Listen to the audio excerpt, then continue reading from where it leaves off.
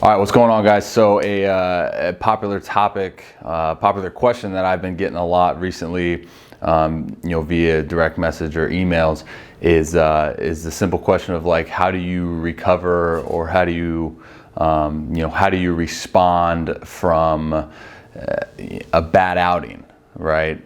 Or I don't want to really seclude this just to the pitching side of the game, so I kind of want to open it up and pretty much have the question be, how do you bounce back from failure in general? So I'm going to touch on that, man. I'm going to try to emphasize some key points, but just note that this is my interpretation of it. This is how I go about it. I'm not trying to sound or make it seem that what I say is the 120% like absolute way to go about it. I'm just trying to provide you guys with with some insights that have helped me throughout my career and how I go about these situations. But again, I know I sound like a broken record when I say this, man. I always encourage you guys to start like developing your own for this particular question, like your own way. Like what does it look like for you? Like how do you respond to failure, right? But I do want to kind of take 2 to 3 minutes and kind of just go into the rabbit hole of, I guess, the simplicity of my approach to it. For you guys who don't know like my journey and my path in professional baseball, let's just put it lightly that I have dealt with my fair share of failure. That's hard to say. Don't say it 10 times in a row, you'll mess up. But it's kind of funny, just giving you a brief backstory, is my upbringing through, let's just kind of say through high school. I never really had to deal, and this is, I'm not trying to sound like cocky, but I didn't really have to deal with a whole ton of failure. Pretty much everything I dove into, it didn't come about easy, but it was just I found a way to succeed more oftentimes than not. And then when I got to pro ball, high expectations, top draft pick, and even honestly, like my first year, I count that as like I did good, but my second year in pro ball, absolutely just lost like myself. I failed over and over again, had like the highest ERA in the league, gave up like the single most home runs you can in a span of X amount of innings. So long story short, it was my first time actually dealing with like, holy crap, I'm failing. And it was the first time that I had these thoughts in my head, like, wait a second, like, am I good? Can I do this? This is what I signed up for. This is what I was trained to do my whole entire life. Is it something that I can actually do? Because it was my second year. I was 19 years old, and it was something that the talent around me was kind of showing me that, I didn't belong. And it was, a lot of results orientated, but, for some reason, something inside of me, and again, I went through some really like dark moments along that path. Ask anyone around me, it's tough. You're in pro ball, especially at 19, like you're away from your family, you're away from your friends, you're struggling, you're trying to find your identity. There's a lot of variables, and I've talked about this a lot of times in the past, but there's a lot of things going on. And for me, it was like, okay, I got to figure this out on the fly, right? I got to figure out how to respond to all this failure, like kind of on the fly. And then, something just rooted in me that basically just every time I showed up to the yard, every time I showed up to the field, it was like refreshing still. It was that love for the game for me. It never went away. No matter how many times I'd go out there and and leave the game in just having done terrible, I would still look back at the game of baseball and the art of pitching and just be like, gosh, I love that. Like, I want to do more. I want to do more. So for me, when I fail, the game of baseball and the love that I have for the game of baseball and the love that I have for pitching in general, like it's never gonna subside. So the excitement that I get for actually doing it and playing it, it's always going to be there. So I can always have that. And that's, again, I know I sound like a broken record, but that's my foundation for the why, and it's rooted in love. So therefore, no matter what happens, I could never record another out, but that's not going to change my perception of the game of baseball. So therefore, I'm always going to want to give it 120% no matter what. And then the next thing that I found out, I guess a little bit later in my career, was that the competitor inside of me.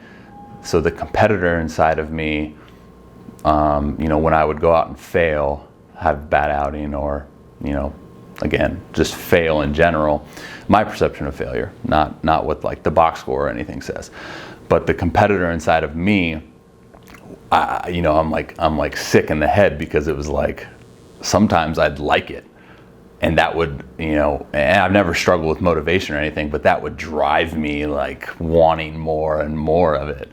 So the more times that I would just get kicked to the ground and spit on, it was like, oh yeah, like, let's go. I don't know why. I mean, it was just, like I said, it wasn't until later, because when I was younger, it was kind of like I was trying to find my identity. I was kind of just like tiptoeing around.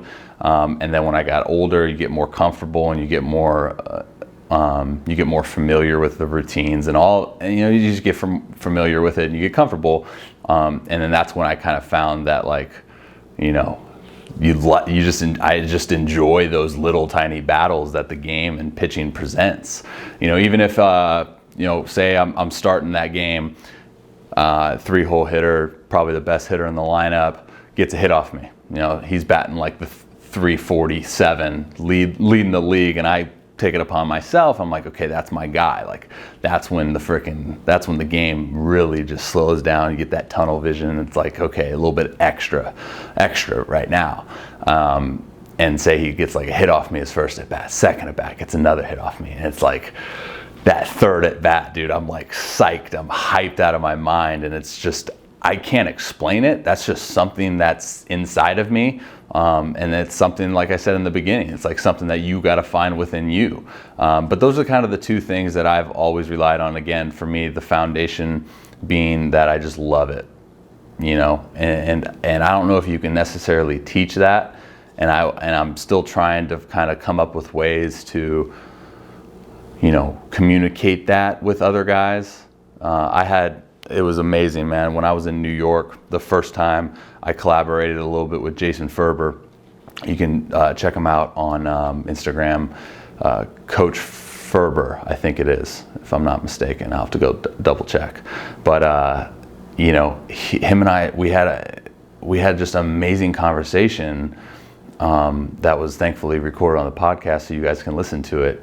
And he was that same way, whereas like when he was growing up, he had that feeling about baseball, and he wants to instill that feeling within others. And like, it's a constant battle of trying to go about how to do that, because each and every individual, each and every athlete that we come into counter with, like, they're gonna be different. They're gonna perceive things differently. They're gonna relate to things differently. They're gonna do things differently. But it's our job, like from the instruction side, to find a way to relate, find a way to have this game and showcase it to where it's a beautiful thing, and then it's on you guys as players. It's on you guys to, again, identify, what is your foundation? What's it built on? Because that's what's going to lead you, because if you don't have a strong foundation for the question, like, hey, why do you play this game? Then when you do come into counter with that failure that we're talking about, then there's going to be no motivation for you to continue to get back up on the horse, because your foundation's weak. And that's fine. I'm not saying, hey, you have to do this. Like, you know, if you just play high school baseball because your friends do, but you're going to be going to MIT or whatever, that's fine, dude. Maybe this isn't necessarily targeted at you. It's for the guys that, you know, that ask me the questions that, hey, I want to play D1. I want to play in college. I want to play professionally. I want to be in the big leagues. Those are the guys that, like, hey, we need to get a foundation, because, hate to say it, dude, but you are going to fail. This game is, you're gonna fall flat on your face eventually. And the beauty of it, man, is you can control how you respond to that. And it's cool, man. Like, going back to my second year in 2011, man, you know, I found out a lot about myself, you know, and I was trapped. Like, you know, the scene in The Replacements when he's like, what's your biggest fear? And he's like, quicksand. and that's literally what it was, dude. It was like I was stuck in this quicksand, and literally the harder I tried and the more things that I did, I would just continue to sink. And it was like, what do I do? But throughout that journey, you learn a lot about yourself. You learn, like, okay, do I love this game? Check. Am I good? For me, the confidence has always been there. You know, again, maybe there's some people that struggle with it, but you know, you can look at results for confidence. You can look at, like, preparation for confidence. There's a lot of things you can go to that solidifies confidence within you. Obviously, like, I was a high draft pick, which gave me about, you know, a little bit of added external confidence, but at the end of the day, the internal stuff is gonna weigh more than, you know, the external stuff. But, you know, I hope someone can resonate with that, and if you take anything from this, it's just that, you know, start identifying, like, what is your foundation? You know, because again, that failure is gonna happen, and when that day comes, you got to be well equipped and you got to be well prepared to be able to say, okay, I failed. Maybe I failed, you know, all week. Maybe I've failed all month. But who am I? You know, why do I do this? And if you can answer that question, you know, then that's the first step, honestly.